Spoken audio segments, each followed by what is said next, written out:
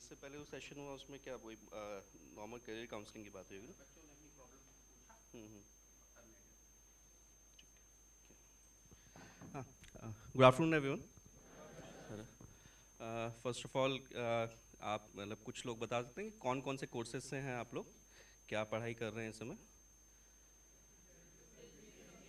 एक एक करके प्लीज़, कोई हाथ उठाइएगा प्लीज़, आप बताइएगा। प्लीज़ प्लीज़ बैठे रहिएगा, इनफॉर्मल रहिए, आराम से रहिए, पैर वैर ऊपर रखना है तो रख लीजिए, कोई बात नहीं। हाँ, कहाँ से? IIT से, ओके। कब कंप्लीट हुआ आपका? ओके, अभी क्या कर रहे हैं? अच्छा, इंजीनियरिंग के अलावा और कौन से कोर्सेज से हैं यहाँ पे? बताइएगा, आप बताइएगा। हम्म। ओके, और कोई कोई और आर्ट आर्ट साइड से? मतलब आर्ट से भी हैं यहाँ पे हम लोग, साइंस से भी हैं, इंजीनियरिंग से भी हैं, कोई मेडिकल साइड से भी है क्या?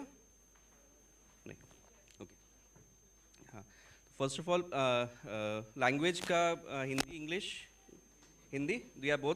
ओके। सो और लोग एक बार पूछ लेना है, बाहर और लोग आ रहे हो तो एक बार आ जाएं जल्दी।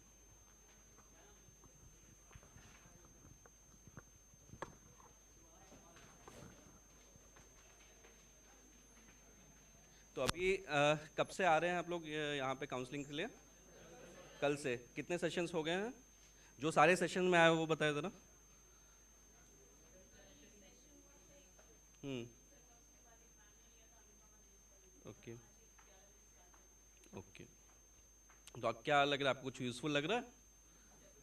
अच्छा, कुछ आपकी मतलब लोग से बता रहे हैं या आपकी क्वेरीज का भी आंसर कर रहे हैं?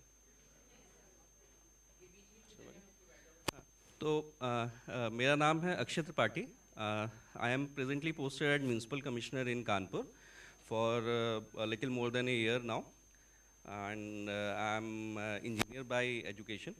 I did my BTech in mechanical engineering in the year 2010. After that, some of you might have heard the exam IES, Indian Engineering Services. I was in railways. IES में मेरी rank all India rank 1 थी mechanical से। नहीं please, मैं actually उस लिए नहीं बता रहा, because the issue is specially in our country कि हम जिस चीज़ के एक्सपर्ट नहीं होते उसके बारे में बहुत एडवाइस देते हैं, और पर उसको क्रेडिबल नहीं माना जाता है, क्योंकि क्या था कि आपने क्या किया है, और स्पेसिफिकली जिसके बारे में हम किए होते हैं, भले हम उसके बारे में उतना अच्छा ना बता पाए, लेकिन लोग समझते हैं कि बहुत ही क्रेडिबल है, इसलिए बस बता रहा था। उसके बाद then I joined IAS in the year 2014। उसमें ऑल इंडिया रैंक मेरी 4th थी IAS में, और यूपी गार्डन मुझे अलॉट हुआ था। तो फर्स्ट ऑफ ऑल हम स्ट्रक्चर कर लेते हैं कि कैसा रहेगा। First initially I talk about career in general, कि मेरे उसमें क्या व्यूज़ हैं। Then specifically about the exams, जो मतलब गेट हुआ या इंजीनियरिंग सर्विस हुई या IAS हुआ, उसके बारे में। And third, then we will move on to your queries. और कोई ऐसा रिस्ट्रिक्शन नहीं है, अगर बीच में भी आपको कुछ पूछना हो तो अपना हाथ प्लीज़ उठा सकते हैं और आराम से पूछ सकते हैं, रिलैक्स रहिएगा। किसी को बीच में बाहर जाना है, अंदर आना है, कहीं आराम से, कोई इशू नहीं। तो what my views about career are, यहाँ पे PUBG किस किस ने खेला हुआ है? कोई ऐसा है जो अभी भी खेल रहा है? वो तो प्लीज़ बताए कहाँ से। एनीवेज, आप उसमें जो भी जिन्होंने खेला हुआ है या जिन्होंने नहीं खेला, उनको बताया था कि जैसे कि मैप बहुत बड़ा होता है, अगर आपको एक पॉइंट से दूसरे पॉइंट आगे जाना है, सर्किल कहाँ बन रहा है, तो आप क्या करते हो, उधर पे मार्क कर देते हो, फिर वो आपको दिखाता रहता है कि मार्क किस तरफ जा रहा है। तो वो बहुत इंपॉर्टेंट है कि वो आपकी लाइफ का, वो लाइफ का कुछ हो, पर्सनल हो, आपको कैसे ग्रोथ चाहिए, फैमिली को लेके हो, सोसाइटी को लेके हो, या आपको स्पेसिफिकली अगर हम बात करते हैं करियर को लेके हो, तो वो बहुत ज़रूरी है कि आपको पहुंचना कहाँ पे है। अब अच्छी बात यह है कि आप लोग जिस एज में हैं, अभी आपके पास बहुत सारे ऑप्शंस हैं। अभी आपकी एज ये है कि आप एक्सप्लोर करें। जैसा कि कहा गया ना कि जो यूथ होता है किसी भी जनरेशन का, उसकी ये जिम्मेदारी होती है सोसाइटी के लिए कि वो जितने भी हमारे मिथ्स हैं, या जितने भी हमारे लॉज कह लें, मिथ्स कह लें, जिसपे हमारी सोसाइटी, फैमिली और कंट्री या कुछ भी स्ट्रक्चर बना हुआ है, उसको they should examine afresh, curiosity से सवाल करके। तो ये होना चाहिए। अगर आप उस पर बिलीव करते हैं, पूरी तरह बिलीव करते हैं, तो उस पर करिए, अदरवाइज फिर आप अपना अपना रास्ता बनाइए। तो करियर को अगर हम स्पेसिफिकली करियर की बात करें, तो आपको डिसाइड करना पड़ेगा कि आपको किस डायरेक्शन में जाना, और फिर आपको मार्क लगाना पड़ेगा। वो डिसीजन लेने के लिए मेरा यह है कि उसमें जो भी समय लगे आप समय ज़्यादा लगने दीजिए, कोई इशू नहीं है, बट एक बार जब वो हो जाए तब फिर उसकी तरफ चलिए, तो रिजल्ट अच्छा आएगा। अब अच्छी बात आज की एज में ये है कि आपके इन्फॉर्मेशन बहुत है। अब उस आपको फिल्टर करना है देखने के लिए कि आपको किस डायरेक्शन में जाना है, और किसी भी चीज़ को अगर आप चुनते हैं कि मुझे मतलब एक्स तरफ जाना है, वाई तरफ जाना है, तो उसमें भी ये है कि बहुत सारे डिसीजन पैरामीटर्स होते हैं। अगर हम जनरल बात करें तो अलग बात है कि स्पेसिफिकली अगर हम करियर की बात करें या जॉब ओरिएंटेड करियर की बात करें, तो ये होता है कि हाँ ठीक है, जॉब सिक्योरिटी है, सैलरी है, टेन्योर है, नेचर ऑफ वर्क है, डाइवर्सिटी कितनी है वर्क में, बहुत सारी चीज़ें हो सकती हैं। उसमें से आप सारे पैरामीटर्स को पकड़ने जाएंगे तो बहुत कंफ्यूज रहेंगे। मैं ये नहीं कह रहा कि गलत है वो करना, अच्छी बात है कि अगर आप सारी चीज़ अचीव कर लें तो बहुत अच्छी बात है, बट आपको एक डिसीजन पैरामीटर अपना डिसाइड करना पड़ेगा कि ये एक चीज़ है कि इसके बिना मैं नहीं रह सकता। वो कुछ भी हो सकता है, सबके लिए अलग हो सकता है, अच्छा या बुरे की बात नहीं है, बट उसको आपको टॉप पे रखना पड़ेगा, बाकी चीज़ें उसके आसपास अलाइन करनी पड़ेंगी। फॉर एग्जाम्पल, अगर किसी को ये लगता है कि मुझे आगे बढ़ के रिसर्च करनी है, पढ़ना है, मुझे मज़ा उसी में आएगा, नई चीज़ें जानने में, तो आपका वो रहेगा। उसके आसपास जॉब सिक्योरिटी, आपकी सैलरी और लोकेशन, वो सारी चीज़ें हो सकती हैं, लेकिन वो पैरामीटर आपका रहेगा। किसी को देश की सेवा करनी है, चाहे मान लीजिए अगर सिविल सोसाइटी का पार्ट हो के, एनजीओ का पार्ट हो के, तो वो आपका डिसीजन पैरामीटर है, बाकी सारी चीज़ें सेकेंडरी हो जाएंगी। तो करियर को लेके चाहे मतलब बिकॉज हम सिविल सर्विस में हैं या मैं इंजीनियरिंग सर्विस में भी था, तो उन सब चीज़ों को लेके, या आप आज के पहले क्या होता था कि लोगों को इन्फॉर्मेशन नहीं होती थी, बहुत जो चीज़ें अपेरेंट होती थी, स्पेशली हमारे जॉब में ये होता था कि जो चीज़ें बाहर से दिखती थी वो डिसाइडिंग फैक्टर लोगों के लिए हो जाती थी कि चूज़ करने के लिए। लेकिन आज की तारीख में ऐसा नहीं है। आज की तारीख में अगर आपको आईएएस की जॉब देखनी है तो अपार्ट फ्रॉम जो उनको पर्क्स मिलते हैं, उसके अलावा उनकी एक्चुअल जॉब प्रोफाइल क्या होती है उसके बारे में भी बहुत सारी इन्फॉर्मेशन है। तो उसके लिए मेरा यह है कि चाहे ये जॉब है कोई भी हो, तो आप इन्फॉर्मेशन गैदर करें, उसके बाद खुद एनालाइज करें कि आपको किस डायरेक्शन में जाना है। एक बार मार्क वहाँ पे लगा लें, उसके बाद फिर अपना प्लान बना के उसकी तरफ चलें, फिर आप आगे पीछे ना हो, तो वो बेटर रहेगा किसी भी चीज़ को अचीव करने के लिए। तो ये मेरी जनरल एडवाइस है करियर के लिए। सेकेंड थिंग है कि जैसा मैंने पहले भी इम्फेसाइज किया, आप लोग उस एज में हैं जब आपके पास स्कोप बहुत है करने का, आप एक्स वाई जेड कोई भी चीज़ कर सकते हो, लेकिन एक बार जब आप किसी डायरेक्शन में बढ़ते जाओगे तो आगे चल के, मैं आपको अपने एक्सपीरियंस से बता दूं कि चीज़ें लिमिट होती जाती हैं। आप उस सेक्टर में तो आगे बढ़ सकते हो, लेकिन आप वो छोड़ के फिर जंप नहीं कर सकते। जैसे आज की तारीख में, मतलब I have been in service for 7 years, कि मेरा बहुत टाइम से मन है कि आगे पढ़ने का, लेकिन मैं जंप नहीं कर पा रहा हूँ, या रिसर्च में जाने का वो नहीं कर पा रहा हूँ, क्योंकि मैंने कोई चीज़ अपने लिए चुनी थी डिसाइडिंग। जैसे बताता हूँ मेरे केस में क्या था कि मैं उसके पहले इंजीनियरिंग सर्विस में जॉब करता था, बट सिविल सर्विस में अगर मैं आईएएस में और होम गार्ड में नहीं आता तो हो सकता है कि मैं आगे पढ़ाई के लिए कहीं और चला जाता। इस जॉब में एक अच्छी बात यह है कि हर रोज़ आपके पास इतने चैलेंज और इतनी डाइवर्सिटी और चीज़ें होती हैं, तो आज तक भी 7 साल में तो बोरियत नहीं हुई है। आगे देखते हैं, आगे का भी ऐसा ही लग रहा है कि ऐसा रहना चाहिए। तो वो डिसाइडिंग फैक्टर था कि जो मुझे 30 साल 35 साल अपनी वर्किंग ड्यूरेशन निकालनी है, उसमें मैं एटलीस्ट अपनी जॉब के को लेकर एक्साइटेड रह सकूं, उससे प्राउड फील कर सकूं, वो सारी बातें थी। तो इस हिसाब से डिसाइड किया।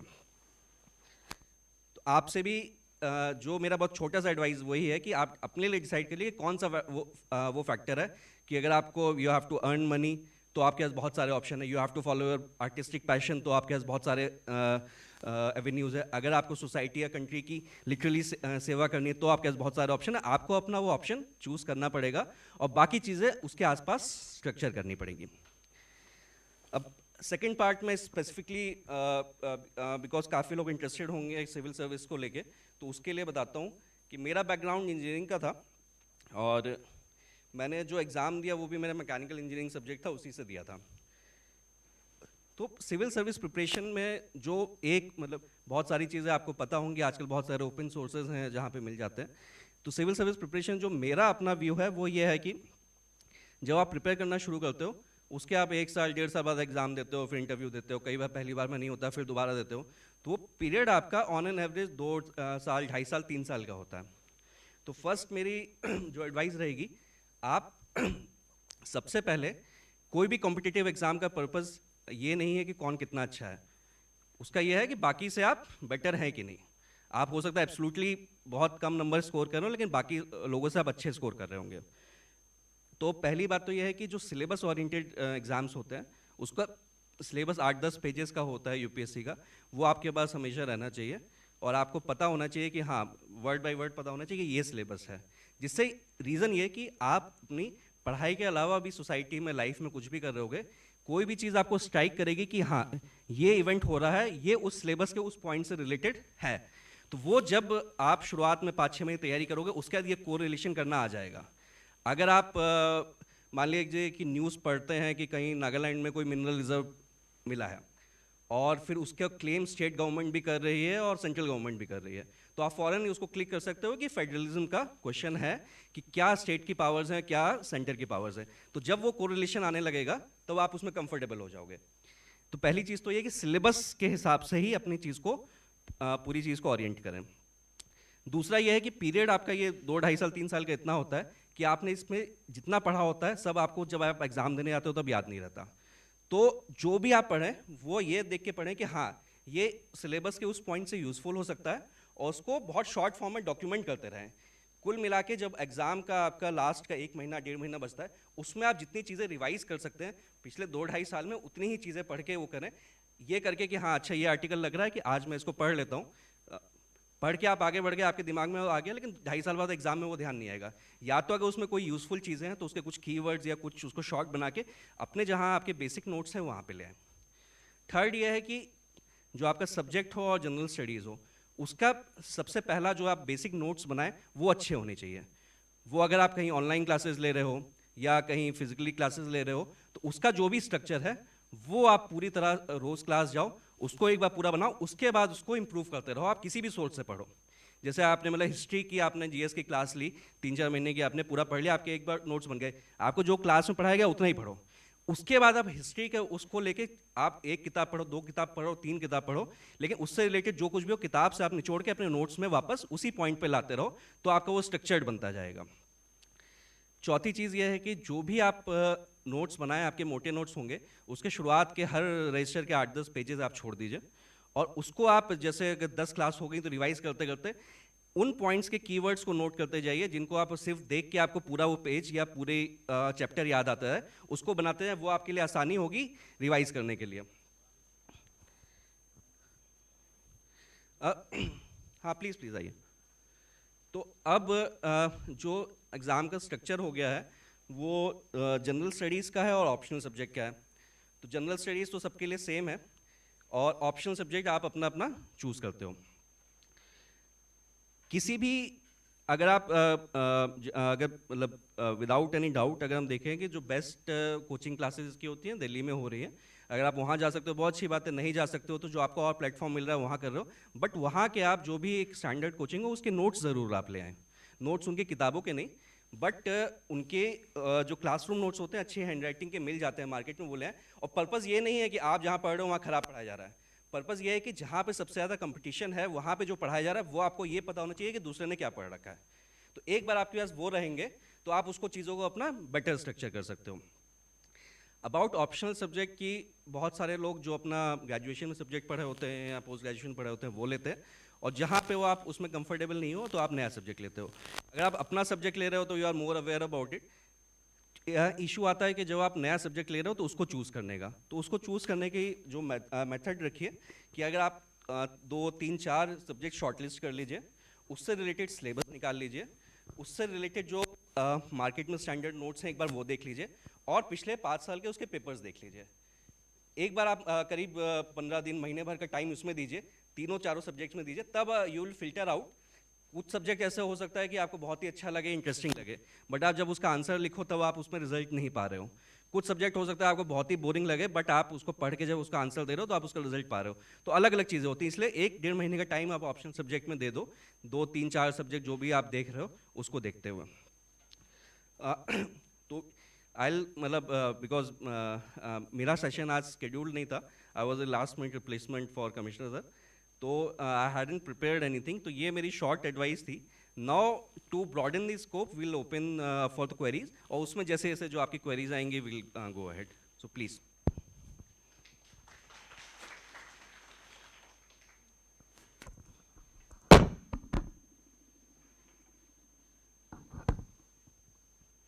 हाँ, तो एनीवन हैज़ एनी क्वेरीज? किसी ने अभी स्टार्ट की है प्रिपरेशन करना किसी भी चीज़ को लेके, चाहे कोई भी कॉम्पिटिटिव एग्जाम हो? बताइएगा। सीडीएस चल रहा है, एसएसबी कभी गए हैं क्या उसके अभी तक? एनडीए की पूरे एक हफ्ते का पीरियड आपने था या स्क्रीनिंग में वो होते? Okay okay. ये भी बड़ा मतलब अजीब कंसेप्ट है हमारे यहाँ का, स्पेशली हमारी कंट्री के कॉम्पिटिटिव एग्जाम्स का। वो रीज़न दो हैं उसके, कि एक तो कि फॉर एग्जांपल जैसे जो डिग्री हम करते हैं, जैसे मैंने ही बीटेक की हुई है, बट इन दी मतलब जो एम्प्लॉयमेंट मार्केट है उसके standards they are not confident कि अगर इसने बीटेक किया तो उसको बीटेक का काम आता है। एंड सेकंड ऑफ कोर्स कि हमारे यहाँ जो रिसोर्सेज कम है, या मतलब as compare to our population opportunities कम है, तो फिर आपको शॉर्टलिस्ट करना ही पड़ता है। इसलिए the whole structure of our professional scenario in our country वो स्ट्रक्चर्ड है कॉम्पिटिटिव एग्जाम्स के अराउंड। और कॉम्पिटिटिव एग्जाम का की यही है कि आप अच्छे हो या ख़राब हो, डजेंट मैटर, आप दूसरे से अच्छे होने चाहिए। तो उस हिसाब से मेरी एडवाइस रहेगी कि आप प्लीज़ परस्यू करिएगा। और जो ये इनिशिएटिव लिया गया है कि to bring the IAS and IPS officers here, जो आपसे बात करने के लिए, तो उसका जो आपको इनिशियल वो मिल रहा है, तो उसको आप जितना ज़्यादा से ज़्यादा एडवांटेज उठा सकते हैं उठा के रखिएगा। प्लस जो आगे भी आप करते हो, तो आई बिलीव जो है यहाँ पे जो ऑर्गेनाइजर्स होंगे they will leave our phone numbers या फिर ईमेल्स, तो उससे टच में रहेगा। कोई इशू होगा तो प्लीज़ बता दें। हाँ,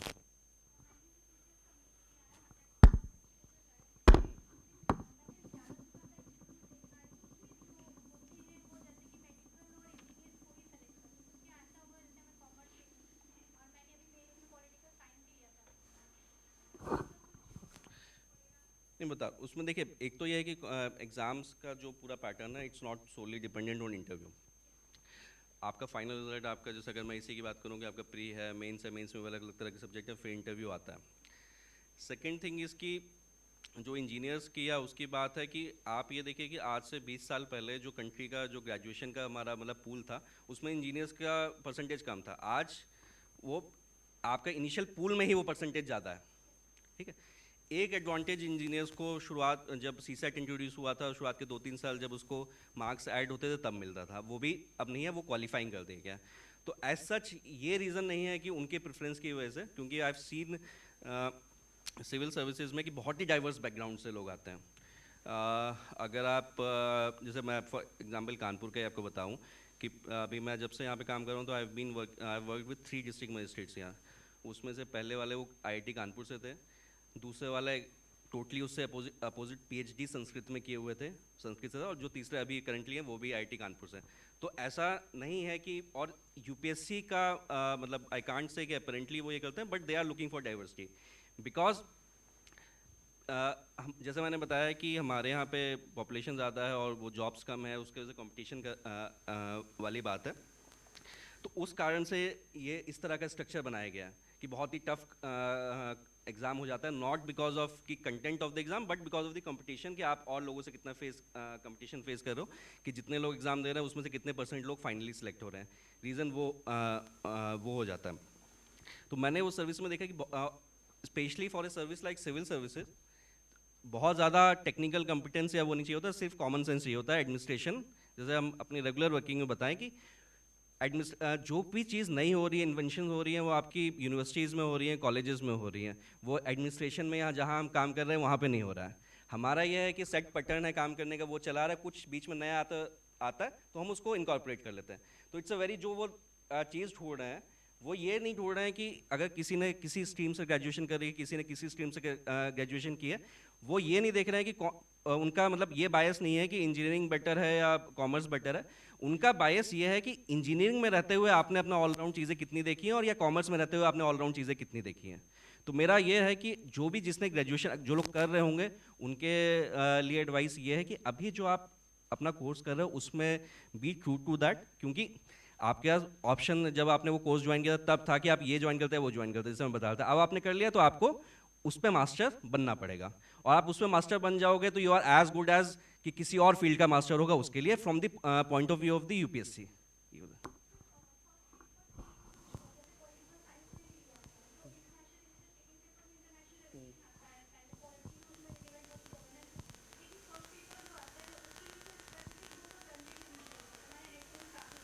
आपके लिए मेरा एडवाइस है कि मैं अब इसमें यही बता रहा था कि आप एक बार एफर्ट करके जहाँ पे इंडिया में दो या तीन जो टॉप कोचिंग्स होंगी पॉलिटिकल साइंस की, उनके नाम किताबों के नोट्स नहीं, बट वहाँ पे जो दिल्ली में दो एरियाज़ रहते हैं, राजेंद्र नगर और मुखर्जी नगर, वहाँ पे उन कोचिंग्स के जो अच्छे हैंड राइटिंग के क्लास नोट्स होंगे वो ले लीजिए।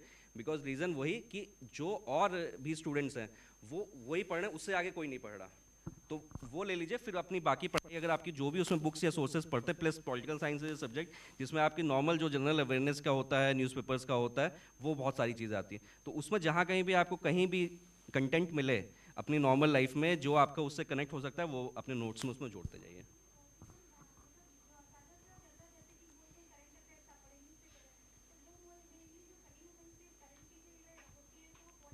हाँ। हम्म। नहीं, ये मतलब आप ये आप पूछ रहे हो या बता रहे हो मुझे? हाँ। हाँ।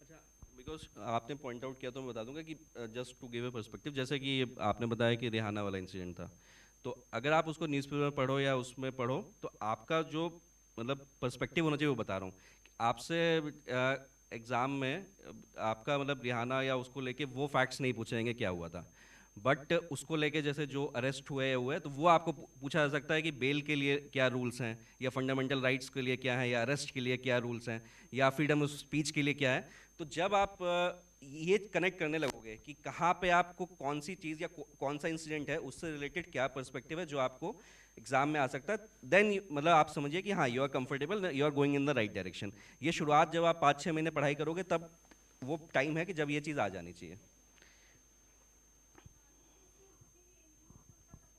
हम्म।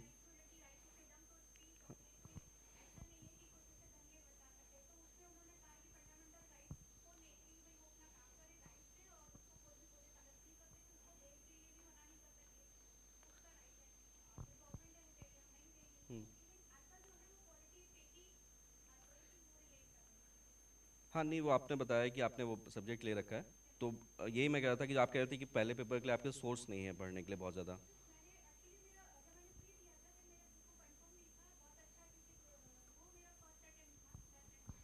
हम्म।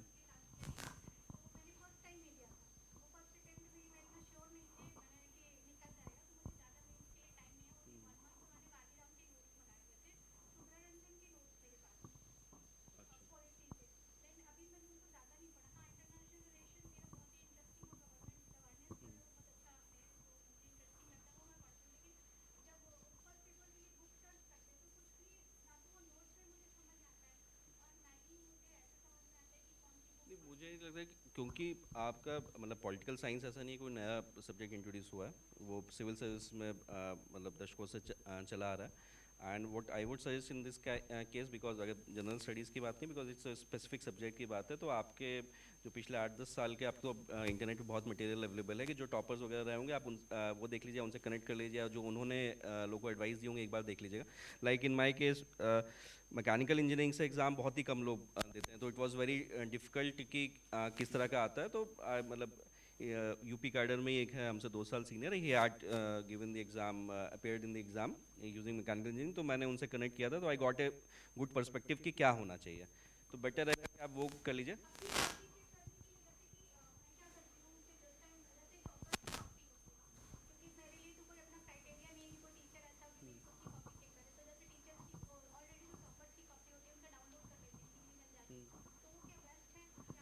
आई वोंट से कि आप मतलब उस चीज़ पे जाओ, देखने के लिए आप जा सकते हो।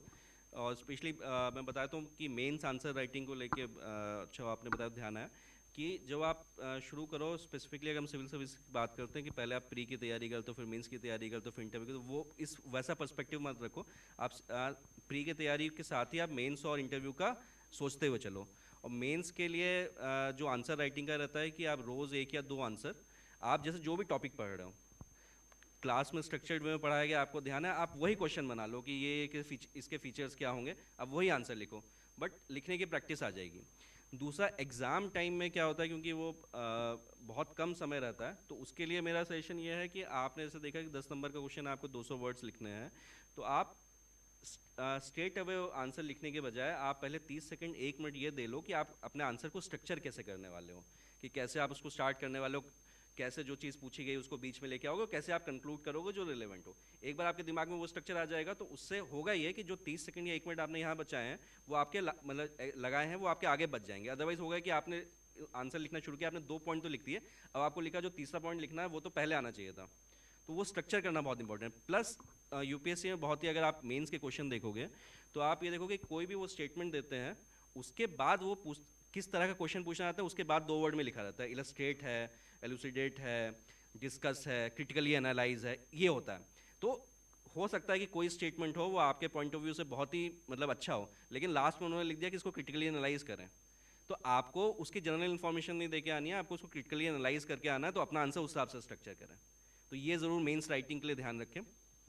और मेंस इंटरव्यू के लिए जैसे ही आप अभी से शुरू करते हो तो इंटरव्यू की तैयारी के लिए आप एक सेपरेट अपनी कॉपी रखो। उसमें at this point of time आपको ये करना है कि जो इंटरव्यू में बहुत आसान रहता है कि आप पूरा इंटरव्यू अपना गाइड कर सकते हो। इंटरव्यू में जो आपका डिटेल्ड एप्लीकेशन फॉर्म आप बाद में मेंस के बाद देते हो उसके आप वो आपको नहीं जानते, जब आप जाते हो तो आपका एप्लीकेशन फॉर्म उनके सामने होता है और वो उसको देख के फिर शुरू करते हैं, और फिर एक बार वो शुरू करते हैं फिर किसी भी डायरेक्शन में जा सकते हैं।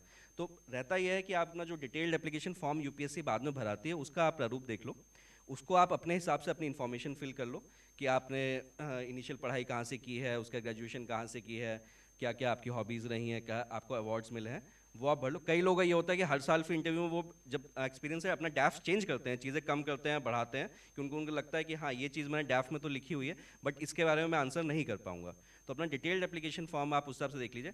अब उसमें बड़ा यह है कि अगर आप किसी स्कूल से पढ़े हैं या किसी कॉलेज से पढ़े हैं जिसका यूनिक नाम है या किसी पर्सनालिटी के नाम पे नाम है, तो आपको पता है कि शुरुआत का क्वेश्चन मोस्ट प्रोबेबली वही आने वाला है। या आप किसी ऐसी सिटी से हैं कि जो बहुत किसी चीज़ के लिए फेमस है तो उसका क्वेश्चन आने वाला है। तो बहुत आसान होता है कि ये सारी चीज़ें कि आप शुरू करें और उसको इंटरव्यू गाइड कर सकते हैं। उसके बाद चीज़ें आती हैं जनरल कि आपका जो उस समय चीज़ें हो रही होंगी सोसाइटी में या कंट्री में, तो उसके बारे में आपका ओपिनियन मांगा जाएगा। तो उसके लिए मेरा सजेशन है कि बहुत ही आपको हार्ड होने की ज़रूरत नहीं है, शुड मतलब प्रोड्यूस अ बैलेंस्ड ओपिनियन। अगर आपका बहुत ही, अगर आपको लगता है कोई बायस्ड ओपिनियन है आपका, तो you should have very strong facts to back it. तो वो चीज़ होनी चाहिए। तीसरा फिर आता है कि आपका जो टेक्निकल चीज़ें आती हैं कि जो आपने पढ़ाई की हुई है या किसी इंजीनियरिंग की है उसमें कोई प्रोजेक्ट किया हुआ है वो आप मेंशन करते हो, तो उससे स्पेसिफिक क्वेश्चन आता है। तो ये बहुत ही स्ट्रक्चर्ड वे है कि मतलब इंटरव्यू जो कहते हैं ना कि इंटरव्यू तो भाई स्पॉन्टेनियस है, वो है, ये सारी चीज़ें नहीं होती हैं। जितना ज़्यादा आप तैयार करोगे उतना ज़्यादा आपको आसान लगेगा। आपको बाद में लगता है कि ये लक से काम किया कि हाँ वहाँ इन्होंने ये पूछ लिया, लेकिन लक से नहीं है। वो आप अगर उसको 6 महीने साल 1.5 साल अगर उसको तैयारी कर रहे हो स्ट्रक्चर्ड वे में, तो तब आपको फील होने लगता है कि वो लक से हो रहा है। तो उसके लिए मेरा सजेशन है कि आप ये ना करिए कि हम पहले प्री निकालेंगे, मेंस निकालेंगे, फिर इंटरव्यू देंगे। आपको सिलेक्ट होना है तो आपको इंटरव्यू देना है, तो आप उसी से तैयारी अपनी साथ साथ शुरू करिए। गिवन कि आपका मिनिमम जो आपको प्री का एग्ज़ाम निकालने के लिए चाहिए वो चीज़ होती जा रही है। आंसर राइटिंग आप साथ साथ मेंस की 1 या 2 क्वेश्चन की करते जाएं, एक जनरल स्टडीज़ की करिए, एक अपने ऑप्शनल सब्जेक्ट की करिए, और तीसरा इंटरव्यू की प्रिपरेशन करते जाइए।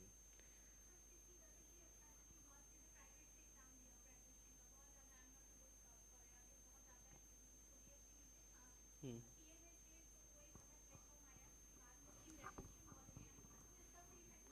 नहीं, मुझे नहीं लगता कि अब आप उसको मतलब अपने माइंड में प्रेजुडिस लेके तैयारी में करेगा, आप ओपन रहेगा, उनको फ़र्क नहीं पड़ता जो इंटरव्यू ले रहे हैं, जो examination, because UPSC is a great equaliser. हमने देखा है कि बहुत ही मतलब जैसे मैंने अभी एग्जांपल दिया था, बहुत ही एक्सट्रीम बैकग्राउंड्स के बहुत अपोजिट लोग भी आते हैं, थिंकिंग में भी, अपनी एजुकेशन में भी, या जहाँ रहे हैं चाहे रूरल बैकग्राउंड हो या किसी का अर्बन बैकग्राउंड, बहुत ही डाइवर्सिटी रहती है। तो उससे ये आपको शो करता है कि उनके लिए उसका बायस नहीं है। आपने अगर प्राइवेट से भी किया है तो आप प्राइवेट से करते समय अपने उसके लिए आपने एफर्ट किया है कि नहीं किया, उसकी आपको अंडरस्टैंडिंग है या नहीं, वो उस पर वो जा सकते हैं, दैट्स इट। तो उसको लेके कई बार मुझसे मीडियम को लेके लोग पूछते हैं, हिंदी मीडियम इंग्लिश मीडियम को लेके लोग पूछते हैं, या रीजनल लैंग्वेज को लेके पूछते हैं। तो रिजल्ट में आपको दिखता है वो सेम बात है कि अगर आप यहाँ देखें, अगर किसी स्टेट सिविल सर्विस का देखेंगे तो वहाँ पे जो वहाँ की लैंग्वेज के होंगे वहाँ के लोग ज़्यादा होंगे। अगर आप कंट्री में अभी देख रहे हैं कि ओवरऑल ही इंग्लिश मीडियम के लोग ज़्यादा निकल रहे हैं, तो एग्जाम में भी ज़्यादा निकलेंगे। इसलिए ऐसा बायस का नहीं है, रिजल्ट में वो उसी प्रोपोर्शन में आता है। आप कहते हो? हाँ। ओके,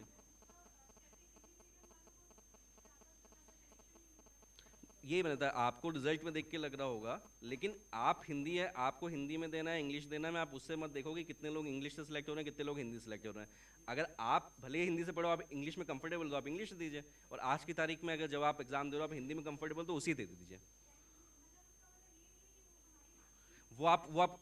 उसमें उसका एक रीज़न ये भी कि अब आप उसको चेंज नहीं कर सकते कि आपने मार्कशीट में आपने हिंदी से पढ़ा है, किसी भी लैंग्वेज से पढ़ा है, वो वही रहेगा। अब अगर आप उसी लैंग्वेज में कंफर्टेबल हैं तो उसी दे दीजिए, उसको अभी चेंज करने की कोशिश मत करिए। बट अगर आप जो बता रहे हैं कि इंग्लिश से आपने दिया, इंग्लिश में आप कंफर्टेबल है तो उससे दीजिए, फिर आप उस पर ध्यान मत दीजिए। आप कहते कुछ?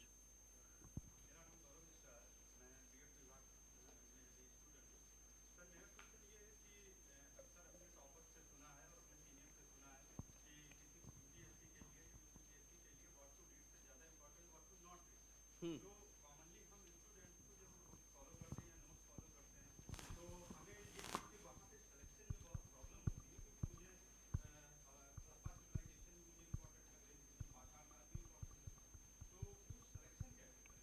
उसके लिए जो मैं बता रहा था कि दो, मतलब दो चीज़ें मैं कह रहा था कि एक तो आपके बेसिक नोट्स होने चाहिए जिसमें सारी चीज़ें हों। दूसरा ये होना चाहिए कि उसके बाद जब आप ओवर एंड अबव दैट आप पढ़ रहे हैं तो आप रिलेट करेंगे कि सिलेबस से रिलेट हो रहा है, और उस सिलेबस का मैंने नोट्स में कहाँ लिखा हुआ है, आप वहाँ पे उसको चीज़ को लेके जाएंगे थोड़े से फॉर्म में कि हाँ वहीं पे आपके नोट्स इनरिच हो जाएं। दूसरी चीज़ ये कि जो चीज़ आप पढ़ के अपने नोट्स में लेके नहीं आ पा रहे हैं, उसको फिर पढ़ने के लिए टाइम वेस्ट मत करिए। या तो अगर आप आज जैसे आज आपने कोई आर्टिकल देखा, इकोनॉमिस्ट में देखा या हिंदू में देखा, आप आज उसको पढ़ने के लिए 15 मिनट या आधा घंटा दे रहे हो, तो आधा घंटा आपका सार्थक तभी होगा कि जब आप उसको छोटा करके अपने नोट्स में कर लें और लास्ट में आप उसको 30 सेकंड में रिवाइज कर सकते हो। तो वो आपका जो ऑब्जर्वेशन है वो सही बात है, मैं भी उसी बात पे एम्फेसाइज कर रहा था कि बहुत ज़रूरी है कि आप क्या ना पढ़ें, वो बहुत ज़रूरी है। उसमें फिर मैं ये बताऊंगा कि जैसे कि न्यूज़पेपर के लिए भी आप stick to one newspaper, that's enough. उसमें आप चूज़ कर सकते हैं आप किसके साथ कंफर्टेबल है। व्हाट आई वुड सजेस्ट कि जैसे आप, खैर उसकी भी क्वालिटी काफ़ी कम हो गई है, द हिंदू लोग पढ़ते हैं, but most of the people find it very bland, कि नहीं पसंद आता, तो आप इंडियन एक्सप्रेस भी पढ़ सकते हो, टाइम्स ऑफ इंडिया भी पढ़ सकते हो, नो नो इशू। लेकिन एक ही चूज़ करिए, आप 3 या 4 न्यूज़पेपर पढ़ने का फ़ायदा नहीं है। सिमिलरली जो बहुत सारी हमारी वीकली है वो मैगजीन्स आती हैं, अगर आप न्यूज़पेपर से करंट अफेयर वो सब कवर करके अपने नोट्स में ले जा रहे हो तो आपको फिर वो पढ़ने की ज़रूरत नहीं है। अच्छा हाँ, कुरुक्षेत्र और एक और मैगजीन होती थी, योजना। कुरुक्षेत्र तो नहीं इतनी इंपॉर्टेंट, योजना के लिए मैं ये कहूँगा कि आप योजना की अब क्या वीकली आती है, फोर्टनाइटली आती है वो, अब मंथली आती है। हाँ, तो हर मंथ की पढ़ने के बजाय अब आप ये देख लो कि पिछले 4, ऑनलाइन आपको मिल जाएगा, पिछले 4-5 साल में योजना के कितने एडिशन आए हुए हैं। जो योजना का एडिशन आपके किसी सिलेबस के सब्जेक्ट पे है, वो आप बस योजना डाउनलोड कर लो। कि आपने देखा कि आप जैसे कि मुझे याद है कि सिलेबस तो उसका चेंज नहीं हुआ है, तो जैसे डिजास्टर मैनेजमेंट आपके सिलेबस में है, तो योजना डिजास्टर मैनेजमेंट के टॉपिक पे जो है होगी वो आप रख लो। फाइनेंशियल इंक्लूजन एक सिलेबस का टॉपिक है, फाइनेंशियल इंक्लूजन इंक्लूजन पे योजना आई हुई है, आप वो रख लो। तो सिर्फ वो मतलब जो मेरा सोर्स थे पढ़ाई के, तो एक न्यूज़पेपर था, और योजना के जो इस तरह के थे वो थे, बाकी और मैगजीन्स या नहीं थे। ये भी बहुत सारी कोचिंग या क्लास होते कि हर महीने की करंट अफेयर, 15 दिन की करंट अफेयर निकालते थे। अगर आप न्यूज़पेपर पूरा कवर कर रहे हो, उसको आपको आइडिया लग जाएगा कि पहले 2-3 महीने में आप देख लो कि अगर आप 100% न्यूज़पेपर कवर करो, उसके बाद भी अगर आप वो पलट रहे हो, कोई ऐसी चीज़ तो नहीं है कि जो उसमें आपको एक्स्ट्रा मिल रही है। अगर वो 5-10-20% तक भी एक्स्ट्रा मिली है तो आपको वरी करने की ज़रूरत नहीं है कि फिर वो बहुत ही एक्सट्रीम तक जा रहे हैं। आपको जो जनरल इंडिया को या उन लोगों को पता है, वो आपको पता है न्यूज़पेपर पढ़ के, तो उतने तक लिमिट रखो। फोकस अपने ऑप्शनल सब्जेक्ट पे और आंसर राइटिंग पे, जीएस और उसका उस पे। सिविल सर्विस में क्या है कि आपने ऐसे ये चीज़ डिसाइड हो गई कि आपका एक बन गया कि आपको ये पढ़ना है। अब आप जितनी बार बार बार इसी चीज़ को पढ़ोगे वो बेटर है, ना कि आप बार बार बार अलग अलग चीज़ें पढ़ोगे, ज़्यादा पढ़ो, उससे फ़ायदा नहीं होगा। Hmm. India year book I would suggest कि बहुत मतलब जो फैक्ट्स और फिगर्स होते हैं उसके लिए आप कर सकते हो। आपको मतलब एंड टू एंड पढ़ने की ज़रूरत नहीं है, क्योंकि सिविल सर्विस के एग्जाम में अगर आप देखोगे बहुत ज़्यादा दे आर नॉट, प्री में हो सकता है बट मेंस के लिए they are not oriented towards कि आपको ये फैक्ट्स चाहिए या वो चाहिए। आपको बेसिकली जो भी इश्यूज हैं आपके किसी भी चीज़ के, जैसे अगर हम गवर्नेंस की बात करें, गवर्नेंस के जो इश्यूज हैं उस पर आपका पर्सपेक्टिव क्या है। और एक इससे अलग हट के बात कि बहुत सारी चीज़ें हो सकती हैं कि आपको लगे कि मोरली और एथिकली आप उसको जज करोगे ये सही है नहीं है, बट जो उसकी लीगल पोजीशन है हो सकता है वो उससे एकदम अपोजिट हो। तो वो आपको समझना पड़ेगा कि आपके आंसर्स में जो हमारे इंडिया का मतलब जब देश बना तो उसके बाद जो रिपब्लिक हम घोषित हुए, संविधान बना, तो हमारा जो भी administrative, political, economic, social structure है, जो लीगल स्ट्रक्चर है वो उसके बेसिस पे है। कोई और लॉज हो सकते हैं, आपकी कोई और सोच हो सकती है, वो वहाँ पे नहीं चलेगी। जो आपका ये स्ट्रक्चर दिया हुआ है, वो यही चलेगा। तो कई बार इंटरव्यूज़ में या एग्ज़ाम में आप आंसर लिखते वक्त आप एक साइड उसको मोरली एथिकली वो चले जाओगे, but you have to be very clear about कि उसका लीगल स्टेटस क्या है। कोई चीज़ हो सकती है कि हाँ सोसाइटी में मोरली ख़राब हो बट लीगली सही हो, तो वो लीगली सही रहेगी। जी।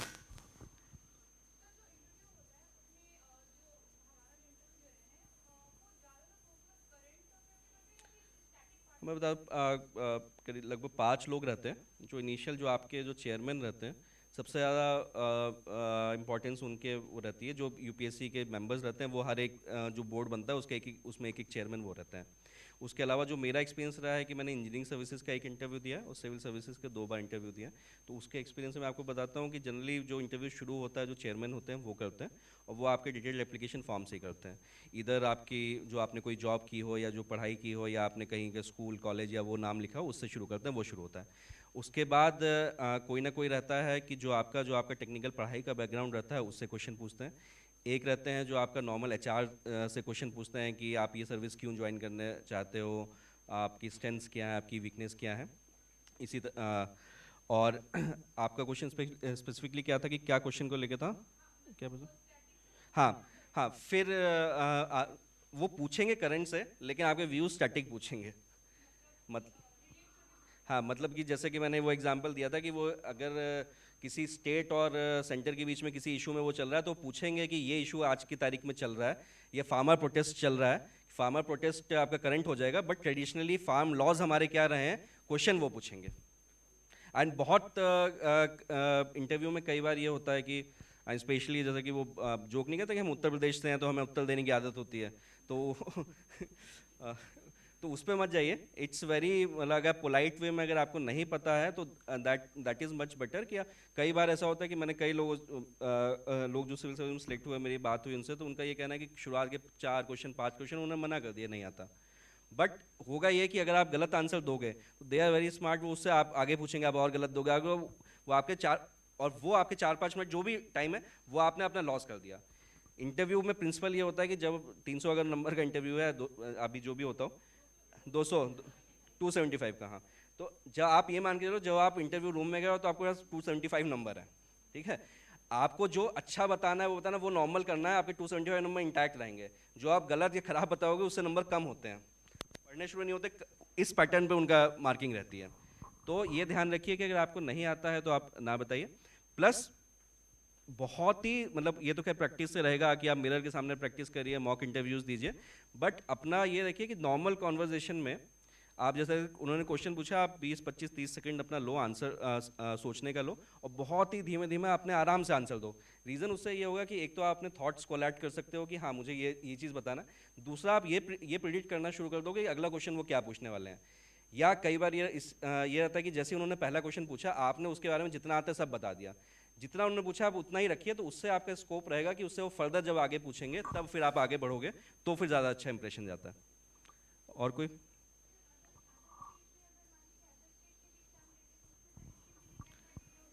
उसमें डिपेंड ये करता है कि अदर स्टेट का पहले तो उनकी सीट्स उन्होंने कैसे फिक्स कर रखी हैं कि वहाँ की डोमिसाइल के लिए और बाहर की डोमिसाइल के लिए वही रहता है। अगर सबके लिए ओपन है तो मैं कह नहीं सकता कि किसी स्टेट में कोई बायस है या नहीं है, वो पता नहीं। अदरवाइज अगर उन्होंने फिक्स कर रखा है तो आपको वही पूल है, अगर आप 20% बाहर के लोगों के लिए है तो उसी से आपको कम्पीट करना है। और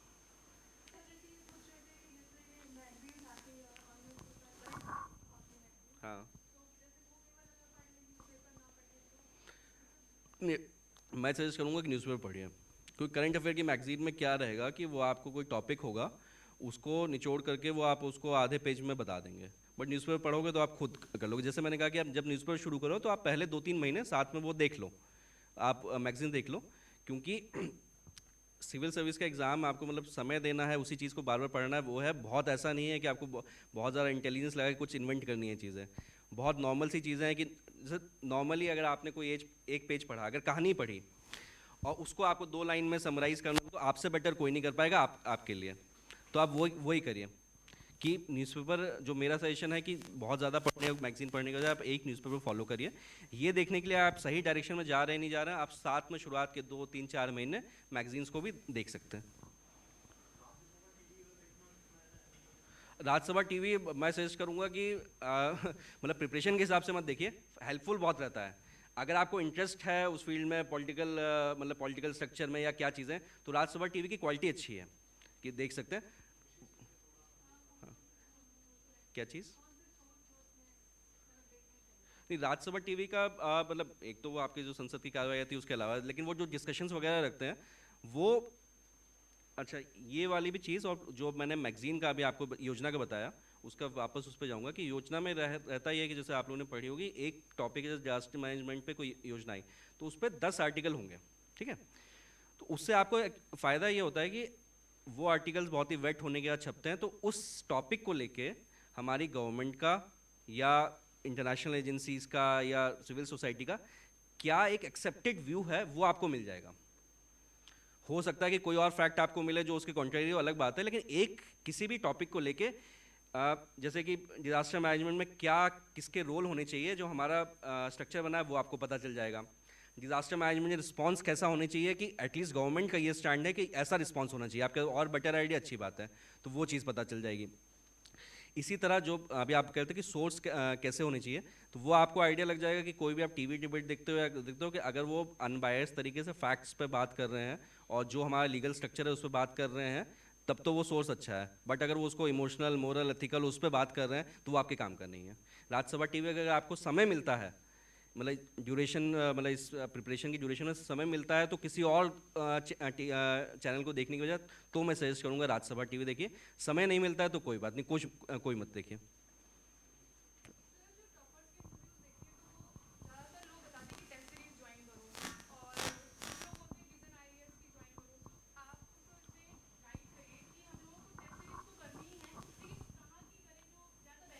हाँ, जो पहला क्वेश्चन था आपके, टेस्ट सीरीज़, हाँ आप ज्वाइन करिए, जो आपका प्री हो जाए तब आप मेंस के लिए टेस्ट सीरीज़ ज्वाइन करिए।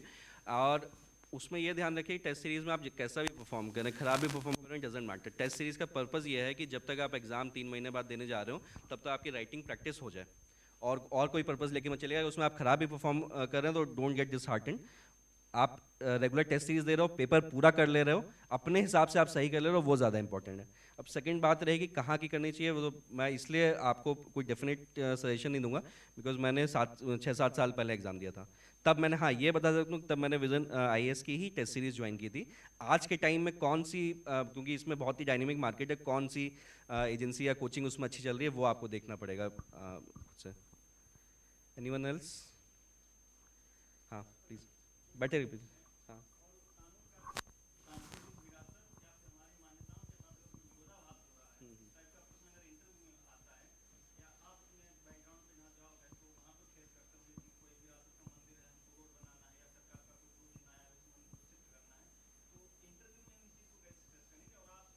हम बता कि देखिए, हमारे लिए तो because we are part of this system, तो हमारे लिए बहुत ही आसान है। हमें तो जो लीगल है, ब्लैक एंड वाइट है, उस पर लेके चलना है, ठीक है। अब देखना यह है कि बिकॉज हमारी सर्विस में हमें देख के लॉ एंड ऑर्डर या उसकी भी सिचुएशन देखनी पड़ती है, तो उसको चलते हुए हमें बाकी चीज़ों को कैसे स्ट्रक्चर करना है, कोऑर्डिनेट करना है, तो हमारे लिए तो बहुत आसान है। बट एज ए पर्सन, क्योंकि आप इंटरव्यू में जा रहे हो, तो वो आपसे ओपन एंडेड पूछ सकते हैं। तो मेरा ये सजेशन रहेगा, जैसे मैं बार बार कह रहा हूँ, कि जो आपकी लीगल हमारी पोजीशन है, आप उसी पे स्टिक करें, क्योंकि आपके हमारी जो मान्यताएं हैं, ट्रेडिशन है, कल्चर है, ये बहुत ही डाइवर्स है और कुछ कोडिफाइड नहीं है। इसीलिए उसी मतलब उसके एलिमेंट्स को उतारते हुए हमने एक कॉन्स्टिट्यूशन बनाया, उसके आधार पे हम चले। तो जहाँ पे आपके पास आंसर मिल रहा है उस कॉन्स्टिट्यूशन में या किसी लॉ में, तो आपको सोचने की ज़रूरत नहीं है, आपको वही करना है। आपका व्यू कुछ और हो सकता है, लाइक मतलब इट्स ए कॉन्ट्रोवर्शियल, लेकिन मतलब if I speak on Ram मंदिर, राम मंदिर बहुत ही कॉन्ट्रोवर्शियल इशू था कि मतलब जो सर्विस में लोग रहते हैं, वो लोग पब्लिकली कोई चीज़ नहीं बोलेंगे।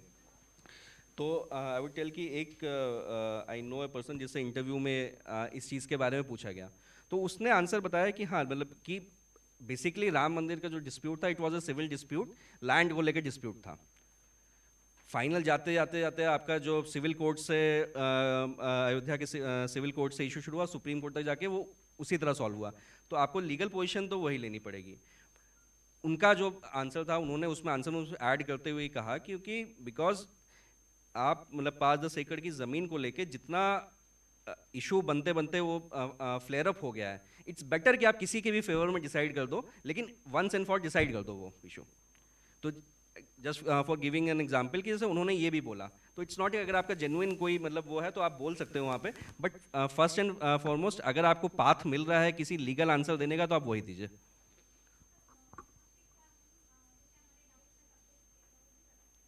सब्जेक्ट आई डोंट नो कि यहाँ पर अभी वहाँ से आप कहाँ से? yes, ये जो ऑर्गेनाइज स्ट्रक्चर कोई बता सकता है यहाँ पे कि आप लोग कहाँ कांटेक्ट करेंगे? जी आप ये आप अभी मतलब सेशंस में जो चल रहा है उसमें पूछ रहे हो या उसके बाद क्या पूछ रहे हो? हाँ, आफ्टर दैट। इस क्या सिस्टम रखा है कि बाद में अगर ये लोग किसी को कांटेक्ट करना चाहें तो उसके लिए? हाँ। हम्म। हाँ।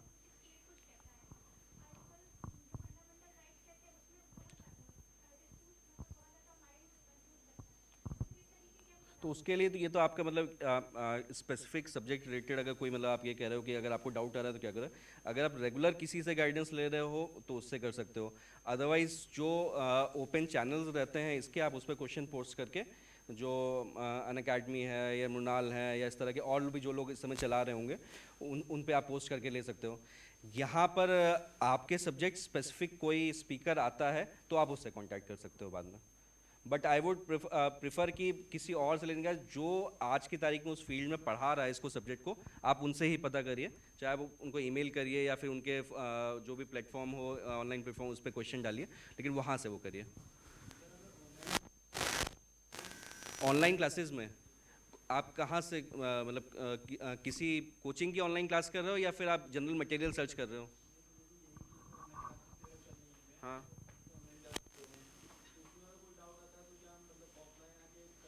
ये कहाँ पे ऑनलाइन क्लासेस चल रही है, मैं समझा नहीं।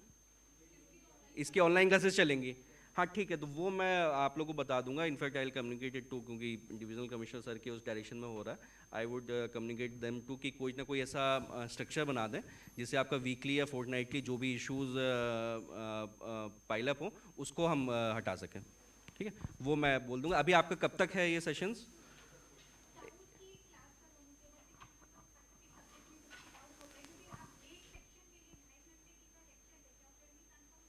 नहीं, अभी तो ये है कि इनिशियली आपको एक जनरल जो करियर को लेके या वो है, वो क्लासेस हो रही हैं। जो आपकी ये सब्जेक्ट की क्लासेस शुरू हो जाएंगी, then they would definitely have a mechanism कि जहाँ पर आप उसको क्लियर कर सको, आई बिलीव।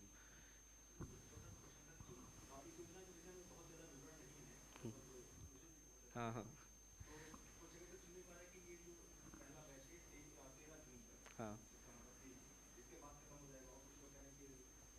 नहीं, I don't have a definite answer to that. मैं इनको बता के, अभी आप लोग के सेशन कब तक हैं ये वाले?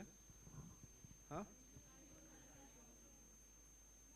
No idea. नहीं तो कल को आपको इसके बाद कोई सेशन है आपका? कल है? कल क्लास है यहीं पे आके, ऑनलाइन क्लास है? ठीक है, तो हम ये बता देंगे कि हम जहाँ से मतलब इस योजना गवर्न हो रही होगी, आई वुड आस्क देम कि आपको जो मुख्यमंत्री अभ्युदय योजना है कि इसका आगे क्या स्ट्रक्चर रहने वाला है, बिकॉज आई थॉट कि वो इनिशियल उसमें बताना चाहिए था। तो वो आपको बता देंगे जब भी आपकी नेक्स्ट सेशन होगा उसमें, कि आगे क्या रहने वाला है। ठीक है। हाँ।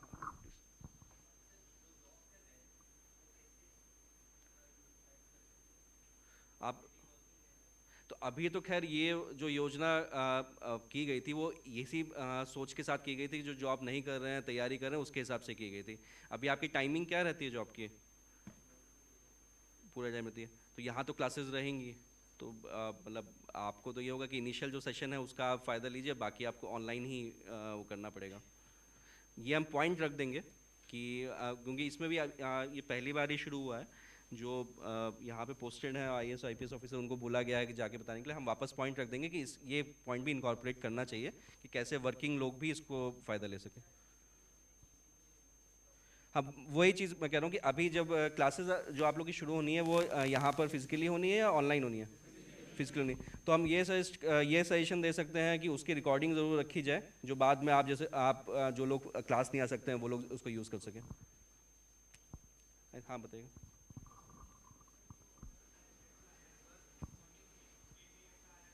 हाँ, नहीं आप आपका जो मतलब ये मुख्यमंत्री अभ्युदय योजना को लेके या क्लासेस की टाइमिंग क्या रहेंगे वो रहेंगे, जो यहाँ पर ऑर्गेनाइजर मैं वो कहूँगा, उनसे कहूँगा वो बता सके तो बता दे, अदरवाइज ये सारी चीज़ें पूछ के बता दी जाएंगी। अपार्ट फ्रॉम दैट कि मतलब I am not part of organising this scheme. जो मैंने बताया था कि हमने स्ट्रक्चर की थी 3 चीज़ें में, general career advice, specific career advice और आपकी क्वेरीज, उन दोनों चीज़ों को लेके। तो और कोई इसमें?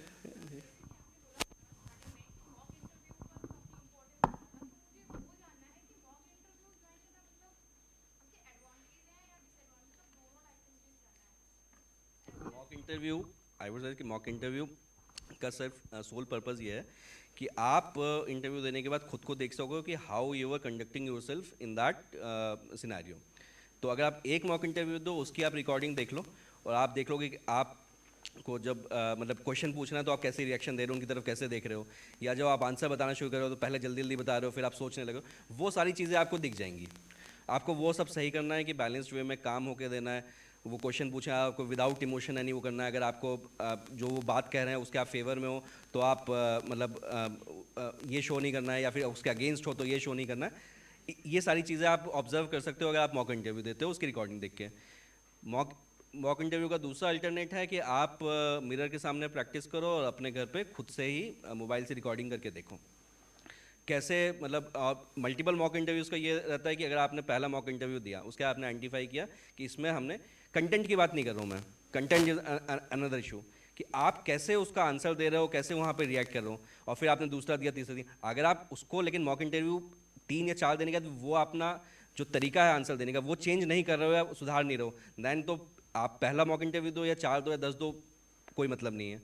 मॉक इंटरव्यू का पर्पज़ यही है कि आप एक बार खुद को देख सको, जैसे कि बाकी लोग, वो 5 लोग जो इंटरव्यू ले रहे हैं वो आपको उस समय देख रहे हैं, बाद में आप देख के एनालाइज कर सको और आप खुद ही सोचोगे कि ऐसे नहीं, मुझे इस तरह से प्रेजेंट करना चाहिए था।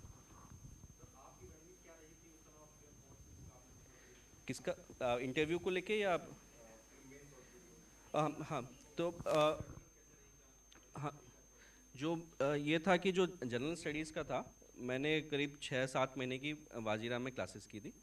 तो क्लासेस उस समय मैंने रोज़ की थी और क्लासेस के नोट्स सही से बनाए थे। और ड्यूरिंग दी जब तक वो चल रही थी, साथ साथ ही उसको मतलब कि गए, अगर आज पहले दिन क्लास हुई, गए तो बड़ा आसान है, एक दिन का रिवाइज़ करना कर लिया। फिर दूसरे दिन गए तो 2 दिन का रिवाइज़ किया। जब एक बार 10, 15, 20 दिन हो गए तो आपको मुश्किल पड़ता है। तो उसमें ये किया कि आपने पहले 7 जो क्लासेस हुई थी वो एक टॉपिक कवर कर रही थी, उसका लेके शुरुआत के एक पेज में ही छोटे से नोट्स बना दिए कि ये तरीके से दिया है। तो अगली बार जब उस टॉपिक को रिवाइज़ किया तो शुरुआत का बस वो एक पेज रिवाइज़ किया, और उस टॉपिक के जो 20 पेज हैं उस पर आया तो उसको जल्दी जल्दी पलटा कि हाँ ये मैं सोच चुका हूँ, याद रह चुका। तो जो आपने शुरुआत का टॉपिक पढ़ा होगा वो आखिर तक जाते हैं आप 50, 60, 100 बार रिवाइज कर लोगे। जो लास्ट का टॉपिक पढ़ा होगा कम करोगे, लेकिन शॉर्ट नोट्स आपके बन जाएंगे, एग्जाम के एक दिन पहले हो जाएगा। तो जनरल स्टडीज़ के लिए बेसिक ये रखा था कि बेसिक नोट्स बनाए थे, उसको फॉलो किया था। दूसरा ये क्या था कि जब क्लासेस ख़त्म हो गई उसके बाद जो भी मैं न्यूज़पेपर से पढ़ रहा था, हर एक सब्जेक्ट की एक रेफरेंस बुक रख ली थी। उसमें ऐसे ही जैसे कि हिस्ट्री के लिए बहुत छोटी सी बुक आती है स्पेक्ट्रम की, और इंडिया आफ्टर इंडिपेंडेंस आती है, इस तरह की। अब मैंने पढ़ा, जैसे किताब पढ़ी, उसको कहानी की तरह पढ़ा कि हाँ ये टॉपिक तो मेरे नोट्स में ऑलरेडी लिखा हुआ है, ये अंडरस्टैंडिंग है, अच्छा ये चीज़ मैंने पढ़ी, हाँ, ये टॉपिक से रिलेटेड है लेकिन मेरे नोट्स में नहीं लिखा हुआ है, तो वहीं जाके उसको ऐड कर लिया। पहले पेज पे नहीं, मेन नोट्स में। तो वो आपके नोट्स एनरिच होते गए, वो आपका बन गया कि अगर आपको लास्ट टाइम अगर बाकी कुछ नहीं पढ़ना है, सिर्फ ये पढ़ना है, तो ये नोट्स हो जाएंगे। न्यूज़पेपर को लेके जैसा कि मैंने बताया कि न्यूज़पेपर पहले मैंने फर्स्ट अटैम्प्ट जब दिया था तो न्यूज़पेपर जब पढ़ता था तो न्यूज़पेपर के नोट्स बनाते थे। उसकी ज़रूरत नहीं है, लेकिन उसको आप शुरुआत के 2-3 महीने करिए। आपको ये होगा कि जैसे पहले दिन आप न्यूज़पेपर के नोट्स बनाएंगे तो आप 4 पेज के बनाएंगे, पहले महीने ऐसा चलेगा। तीसरे चौथे महीने आते आते तक आप न्यूज़पेपर के आधे पेज के नोट्स बनाएंगे, उससे ज़्यादा नहीं बनाएंगे। तब आप बंद कर सकते हैं कि अब आपको पता है कि न्यूज़पेपर पढ़ने के बाद क्या इंपॉर्टेंट है उसमें, और उसका नोट्स, उसके बाद आप नोट्स बनाने बंद कर दीजिए। ये देख लीजिए कि न्यूज़पेपर से रिलेटेड अगर आपको कोई टॉपिक दिख रहा है जो सिलेबस से रिलेटेड है, वहीं पे जाके उसकी कोई डिटेल लिख लीजिए। जैसे कहीं पे जहाँ पे आपने पॉलिटी में कोऑपरेटिव फेडरलिज्म के बारे में लिखा हुआ है, अगर उससे रिलेटेड आपको कोई इवेंट दिख गया, तो आंसर में तो आपको कोऑपरेटिव फेडरलिज्म के जो प्रिंसिपल है वही लिखने हैं, लेकिन आप वहाँ जाके उसको 2 वर्ड में लिख लो कि ये इस तारीख को ये इंसिडेंट हुआ था, जिससे जब आप आंसर करोगे तो उसमें आप इलस्ट्रेट भी कर सकते हो। तो ये तो जनरल स्टडीज़ को लेके हो गया, साथ साथ एक एक आंसर आप प्रैक्टिस करते रहिए। सब्जेक्ट को लेके ये था कि क्योंकि मेरा मैकेनिकल इंजीनियरिंग सब्जेक्ट था, तो एक तो वो मतलब हमारा टेक्निकल सब्जेक्ट था, लेकिन कोई भी सब्जेक्ट हो उसका ये है कि आपको आंसर राइटिंग प्रैक्टिस करनी है। पिछले 10 15 20 साल के पेपर लगा लेने हैं। जैसे कि इंजीनियरिंग में ये होता था कि आप हम 3 एग्ज़ाम होते हैं, इंजीनियरिंग सर्विसेज, आईएएस और फॉरेस्ट सर्विस, तीनों में मैकेनिकल इंजीनियरिंग का पेपर आता है, तो तीनों कर लिए। कोई सब्जेक्ट हो सकता है जैसे साइंस सब्जेक्ट होते हैं, उसके फॉरेस्ट सर्विस में आता है और सिविल सर्विस में आता है, तो वो कर लिए। फिर इकोनॉमिक्स वगैरह हो सकता है, इंडियन इकोनॉमिक्स सर्विस में आता है। तो जो भी इस तरह के यूपीएससी के एग्जाम है जो आपका सब्जेक्ट का एग्जाम लेते होंगे, उसके 10 15 20 साल के पेपर लगा लीजिए, या फिर एटलीस्ट वहाँ तक जहाँ तक सिलेबस चेंज हुआ हो। तो वो शुरुआत में एक एक आंसर करते हुए चलिए, लास्ट में आके आप पूरे एक मतलब 3 घंटे का पेपर लगाने का ट्राई करिए।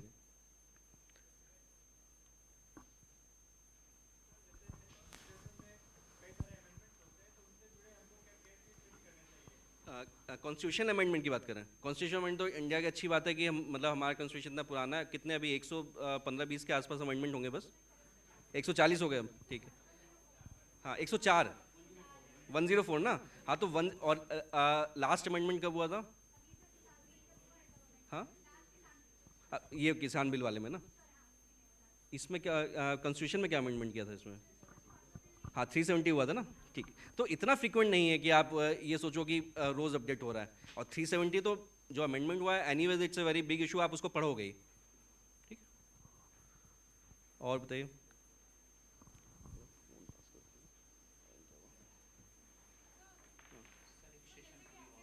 होना है इनका, चलिए हम खत्म करते हैं बस।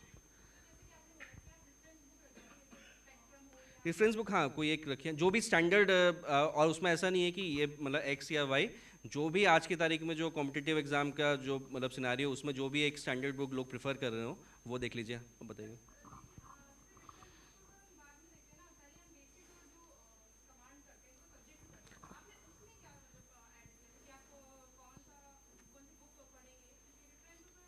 नहीं ये आप सब्जेक्ट के लिए पूछ रहे हैं, जनरल स्टडीज़ के लिए पूछ रहे हैं? जीएस के लिए, अब जीएस के लिए जो आपका बेसिक रहेगा वो आपके क्लास नोट्स रहेंगे। क्लास नोट्स रहेंगे यहाँ के रहें, और जो मैंने सजेस्ट किया है कि आप जो भी किसी स्टैंडर्ड कोचिंग हो वहाँ के नोट्स ले आएँ। वो चाहे तो ये है कि आप ये देख लें कि जो यहाँ पे पढ़ाई आपको पढ़ाया जाएगा, लेकिन आप अगर किसी स्टैंडर्ड कोचिंग के नोट्स ले आते हैं तो आप उसी को अपने पास क्लास में रखिए। जब आपको जो टॉपिक पढ़ाया जा रहा है आप वो नोट्स खोल के रखिए, उसी में लिखते जाइए, उसी में पेज अटैच करते जाइए, तो वो बेटर रहेगा। हम्म। वाजीराम के नोट्स हैं और एनसीईआरटी का क्या कर रहे हैं बताइए।